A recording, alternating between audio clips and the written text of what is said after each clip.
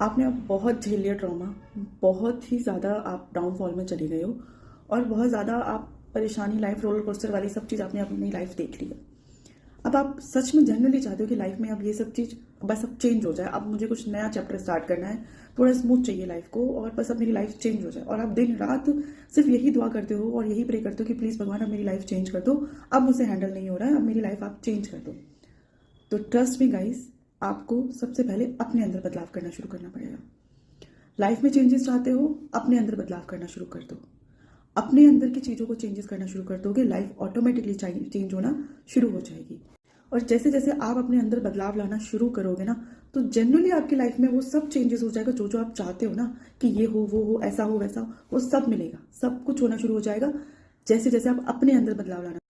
बहुत कुछ हुआ है आपके साथ में, बहुत कुछ झेला है आपने और रोज झेल रहे हो, रोज झेलते हो और बहुत कुछ कई सालों से झेलते आए हो। ठीक है, बहुत कंप्लेन करी है आपने। कंप्लेन दुनिया की नज़र में वो शब्द कंप्लेन है, बट रियलिटी अगर हम जो फेस करते हैं वो हमारे साथ आप बीती होती है, क्योंकि हमने बहुत सारी इच्छाएं रखी, बहुत सारी एक्सपेक्टेशन रखी, बहुत कुछ चाहा अपने पार्टनर से, बट उसने नहीं दिया। तो वो हमारे अंदर का जो दर्द है वो शिकायतों के रूप में बाहर आता है।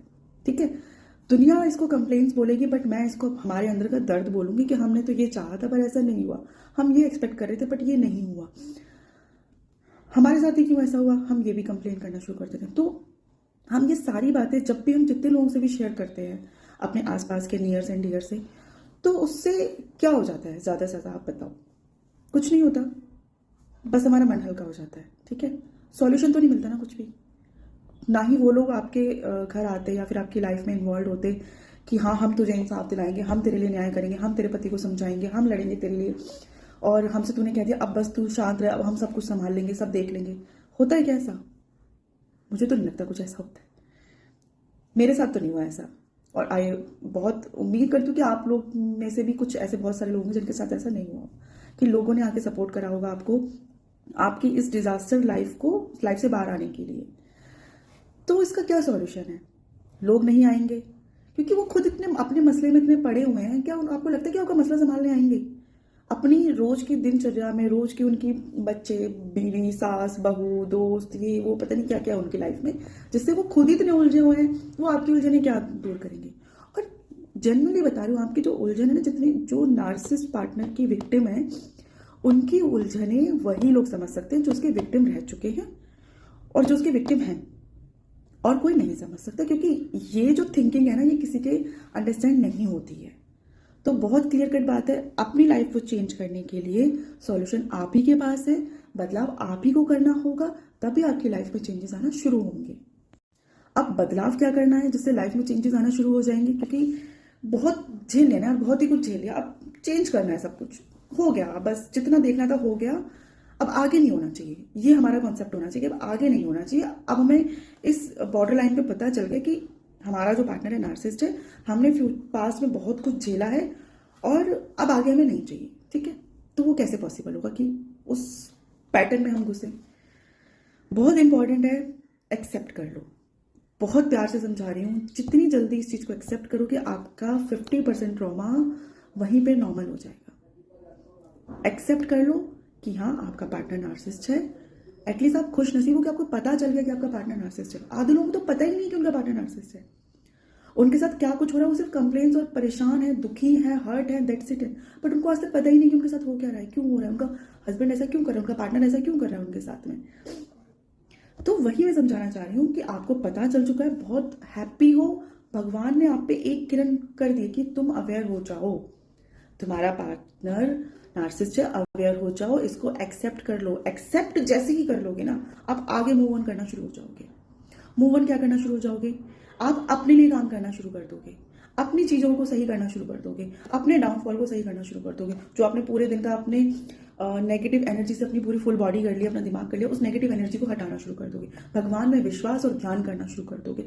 अपने ऊपर ध्यान, अपनी स्किन का ध्यान, अपनी हेल्थ का ध्यान, अपने ड्रेसिंग सेंस का ध्यान, अपने खाने पीने का ध्यान, अपने लिए खुश होना शुरू कर दोगे जिस दिन एक्सेप्ट कर लोगे। एक्सेप्ट हो गया, अवेयर भी हो गया। अब अवेयरनेस आपके लिए क्या काम करेगी? अवेयरनेस आपका ये काम करेगी कि अभी तक आप अवेयर नहीं थे कि आपके साथ ये सब चीजें क्यों हो रही हैं, अब आप अवेयर हो गए। तो एक बात समझो, नार्सिस तरह के जो पर्सन की जो क्रिएचर है, उसमें भगवान ने 2 सेल नहीं लगाए हैं। क्या? एक तो हर्ट नहीं है उनके पास में, दूसरा वो इमोशंसलेस है। पता चल गया आपको? अगर आपको पता है कि सपोज आप भी एक एग्जाम्पल लेके चलो कि एक टॉय है, एक गुड्डा है जिसको आपसे बहुत अटैचमेंट है, आप बहुत उसको पसंद करते हो, बट उसके अंदर दिल नहीं है और वो बोलता नहीं है और उसमें इमोशंस नहीं है। सिर्फ आप अपनी बात उससे कह सकते हो, बट उससे कुछ एक्सपेक्ट नहीं कर सकते। ठीक है ना? कह सकते हो कि मन हल्का करना है तो कह लो, उसको आप ध्यान से रखोगे, संवारोगे, उसके साथ खेलोगे, सब कुछ करोगे, बट उससे एक्सपेक्ट तो नहीं करोगे ना कुछ भी कि ये मतलब मेरे लिए मुझे खुश करेगा, या फिर मेरे लिए कुछ चीज़ अच्छी चीज़ें करेगा, छोटी छोटी चीज़ें करेगा, या मेरे इमोशन समझ लेगा, मेरे आंसू पहुंचेगा आके। नहीं करेगा ना ऐसा। दैट्स बस वही समझना है आपने। आपका जो पति है वो दिमाग से चलता है, उसको सिर्फ मैनिपुलेटर आता है, और वो मैनिपुलेट क्यों करता है? क्योंकि उसको अपनी इमेज बहुत अच्छी रखनी है। अगर आप उसको ये विश्वास दिला दो कि हाँ भाई तेरी इमेज सच में बहुत अच्छी है, मेरी नज़र में तू भगवान है, ये उसको गलती से दोहरा दो, क्या हो गया मुंह से? उसको सिर्फ मुंह के शब्द समझ में आते हैं, उसको आपके अंदर का दिमाग और थॉट और इमोशंस नहीं समझ में आते। अगर आपने मुंह से लाइन बोल दी, उसको समझ में आ गई, बस वो इतना खुश है, आपको खुश रखेगा। खुश क्या रखेगा? खुश ये रखेगा कि वो आपको डिस्टर्ब नहीं करेगा, वो आपको परेशान नहीं करेगा। आप अपने लिए जो भी चीज़ अपना टाइम निकाल रहे हो ना, अपने लिए जो टाइम निकाल रहे हो, वो उसमें आपको डिस्टर्बेंस नहीं करेगा। यही होगा। और जब किसी आपको पता चल गया उसके अंदर ना दिल है ना इमोशंस है, तो क्या आप उससे कोई एक्सपेक्टेशन रखोगे? क्या उससे ये उम्मीद रखोगे कि वो मुझे प्यार की दो बातें बोल दे? क्या उससे ये सोचो कि मैं रो रही हूँ तो मेरे इमोशन समझ ले, मैं दर्द में हूँ तो मेरे इमोशन समझ ले? करोगे? नहीं करोगे ना। तो आधी शिकायत तो आपकी वैसे ही खत्म हो जानी है। यानी आपने अपने लिए खुद से जीना है, अपने आंसू खुद। आंसू क्यों निकलेंगे?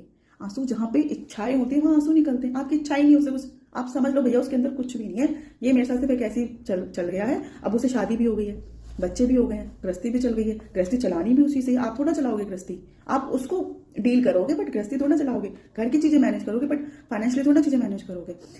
तो उसी से गृहस्थी चलानी है, दिमाग चलाना पड़ेगा। दिल से इमोशन से तो कभी नहीं चला सकते, दिमाग से चला सकते हो।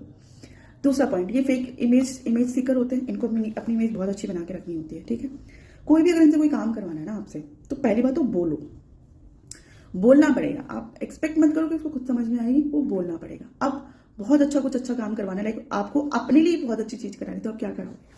जब आप ऐसे ही गैदरिंग में बैठे हो, फिर ऐसे लोगों के बीच में बैठे हो जहाँ पे उसको अपनी इमेज बहुत अच्छी करनी है, वहीं पर उससे एक काम बोल दो कि प्लीज यार मेरे लिए कर दोगे, प्लीज मेरे को पानी दे देना, बहुत प्यास लग रही है। कुछ भी मतलब कुछ भी छोटी सी चीज आपको करानी है ना अपने लिए, उनके सामने बैठ के बोल दो।